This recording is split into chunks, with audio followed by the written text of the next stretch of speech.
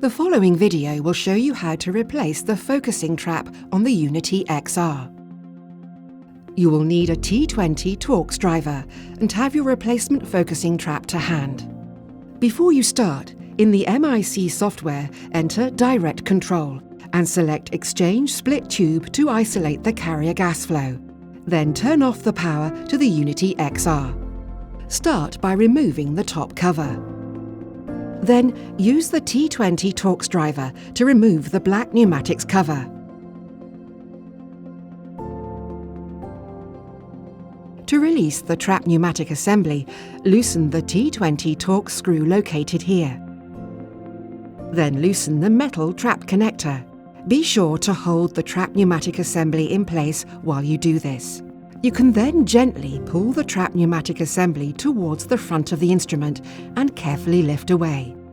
If you find that the trap also moves forwards, stop and carefully unscrew the metal trap connector.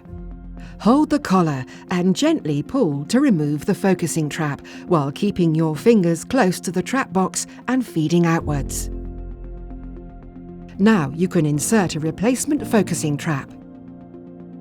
Keep your fingers as close to the trap box as possible when feeding in the trap and apply gentle, steady pressure to ensure that the trap is fully inserted into the heated valve O-ring. Inspect the trap pneumatic assembly O-ring and confirm that it is correctly seated. Place the trap pneumatic assembly back onto the screw and alignment guide rail. Then push gently towards the trap, taking care to align the trap and metal trap connector.